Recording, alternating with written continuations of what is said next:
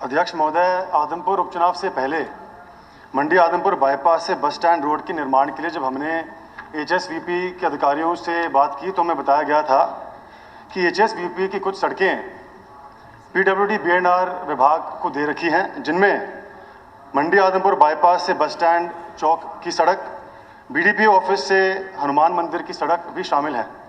बल्कि हनुमान मंदिर की सड़क आपके विभाग द्वारा हाल ही में बनाई भी गई थी। जवाब में आपने लिखा है कि ये सड़क एचएसवीपी के पास है, वो कह रहे हैं कि सड़क आपके पास है। तो आप दोनों के बीच के जो असमंजस है, इसके कारण आदमपुर के आम जनमानस को बहुत ही भारी नुकसान झेलना पड़ रहा है। मेरी आपसे प्रार्थना है कि इस कन्फ्यूजन को सुलझाया जाए और यदि ये सड़क एचएसवीपी के पास है भी तो भी इसको बीएनआर के अंदर लाकर इसका निर्माण किया जाए, क्योंकि आपके पास बजट भी ज़्यादा है। साथ ही मंडी आदमपुर से सदलपुर रोड, मंडी आदमपुर से काबरेल वाया सीसवाल रोड, हिसार से बगला घुड़सार रोड के निर्माण के जवाब में आपने लिखा है कि ये वर्तमान में आपके विभाग के विचाराधीन नहीं है। मेरी आपसे प्रार्थना है कि गंभीरता के साथ और तुरंत प्रभाव के साथ इन सड़कों पर विचार किया जाए, क्योंकि ये हमारे हल्के की सबसे मुख्य और सबसे महत्वपूर्ण मार्गों में से हैं। यदि मैं कहूँ कि ये जो तीनों सड़कें हैं ये आदमपुर हल्के के 80% गाँवों को मंडी आदमपुर से जोड़ते हैं तो शायद गलत नहीं होगा। रोज़ाना हज़ारों की संख्या में यहाँ पर आम जनमानस यात्रा करते हैं, लेकिन दुर्भाग्यपूर्ण यहाँ पर खड्डे ज़्यादा और सड़क कम है। तो मेरी आपसे प्रार्थना है और सवाल भी है कि इन सभी मार्गों का निर्माण कार्य कब शुरू होगा, इनका एडमिनिस्ट्रेटिव अप्रूवल सरकार द्वारा कब तक मिल पाएगा। अध्यक्ष महोदय, माननीय सदस्य ने जो बात रखी है कि एक कॉन्फ्लिक्ट है कि एचएसवीपी या पीडब्ल्यूडी ओनरशिप किसकी है, ये क्लियर हो कि ओनरशिप एचएसवीपी की है। जिस दिन हमें हैंडओवर कर दी जाएगी हम उसको टेकअप करेंगे। दूसरी चीज़, जहां आपने ये एक एलसी 113C के ऊपर बात की, वहाँ राइट ऑफ वे नहीं है, ब्रिज बनाया जा नहीं सकता। जहाँ आपके बरवाड़ा से लेकर और भादरा तक वाया अग्रोहा आदमपुर ये जो सड़क का है, इसको हमने 2 बार गवर्नमेंट ऑफ इंडिया को भी दिया कि 3 नेशनल हाईवेज का कनेक्शन है, एनएच इसको टेकअप करे। उसके बाद उनका रिप्लाई नहीं आया, तो फेज्ड मैनर में पहला फेज हमने बरवाड़ा से लेके अग्रोहा तक इसको वाइडन करने का काम किया है। और आपका जो अब अग्रोहा से लेके आदमपुर का है ये अंडर कंसिडरेशन है।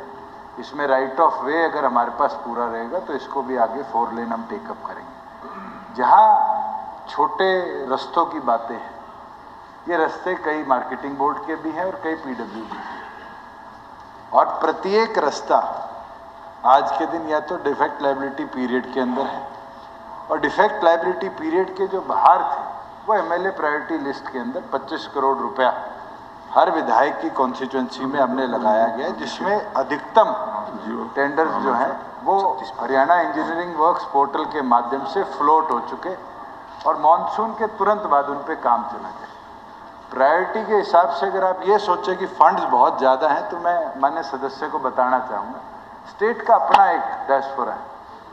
एनएचएआई तो बॉन्ड्स और इस तरीके से फंड्स इकट्ठा कर लेती है, हमें स्टेट हेड से पैसा मिलता है।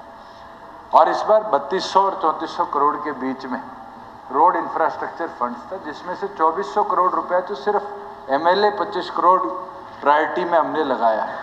700 करोड़ रुपया हमने गवर्नमेंट ऑफ इंडिया को एनएचएआई को देने का काम किया है। और उसके साथ साथ जो मेजर रोड डेवलपमेंट वर्क्स हैं उसके ऊपर हम प्रायोरिटी के साथ काम कर रहे हैं। जो भी माननीय सदस्य ने बात रखी है इंटरनल रोड्स की, अगले साल के बजट के अंदर हम प्रयास करेंगे कि उनको हम देखें। शांति चौक रेलवे फाटक नंबर 113C पर जो अंडरपास का निर्माण होना है, उसके जवाब में भी आपका जवाब आया था कि ये आपके विचाराधीन नहीं है। अध्यक्ष महोदय, मैं आपके माध्यम से सदन के संज्ञान में लाना चाहता हूं कि फाटक के एक तरफ FGM कॉलेज, ITI, पॉलिटेक्निक के साथ साथ अनेकों ऐसे आदमपुर के एजुकेशन इंस्टीट्यूशंस हैं जिनके कारण रोज़ाना 5000 से ज़्यादा छात्र छात्राएं इन पर यात्रा करते हैं। इसके साथ साथ फाटक के एक तरफ दुकान है तो दूसरी तरफ लोगों के घर हैं। ये सरकार का दायित्व बनता है कि हम लोगों को सुविधा प्रदान करें, उनको कंफर्ट प्रदान करें। इस विषय में मैंने माननीय रेल मंत्री को भी चिट्ठी लिखी थी और बहुत ही लंबित मांग आदमपुर वासियों की रही है। तो मेरी आपसे इसके लिए भी प्रार्थना है और सवाल है कि जो फाटक पर अंडरपास बनना है, इसका निर्माण कार्य कब शुरू हो सकता है? धन्यवाद। महोदय, माननीय सदस्य ने जब क्रांति चौक की बात करी, ये एक प्रोजेक्ट है जो अभी तक टेकअप नहीं किया गया। पर माननीय सदस्य ने ये नहीं बताया कि 3 फाटक जो और थे आदमपुर के, उनको हमने रेलवे ओवरब्रिज के माध्यम से कनेक्टिविटी बेहतर करी। और क्रांति चौक से मेरे ख्याल से 100 मीटर दूर ही रेलवे ओवरब्रिज कंस्ट्रक्ट हुआ है, जिसकी वायबिलिटी बहुत अच्छी है, क्योंकि वहाँ लैंड हमारे पास थी, काम चल रहा है, 80% के लगभग काम कंप्लीट भी हो गया। और मैं ये मानता हूँ कि बाय दिसंबर उसको पूरी तरह फंक्शनल कर दिया जाएगा। जो आप कह रहे हैं कि दुकानें हैं, मोटरेबिलिटी है, कॉलेजेस हैं, 100 मीटर की डाइवर्जन के बाद फिर आने वाले समय में ये दिक्कत आदमपुर को नहीं रहेगी। ब्रिज बने हैं उसके लिए मैं सरकार का धन्यवादी हूँ, लेकिन वो बहुत दूर है। एक आदमपुर मंडी की एक तरफ है तो दूसरा दूसरी तरफ है। धन्यवाद। मंडी के बीचों बीच है, तो प्रार्थना करता हूँ कि इस पर भी पुनर्विचार किया जाए। धन्यवाद। माननीय सदस्य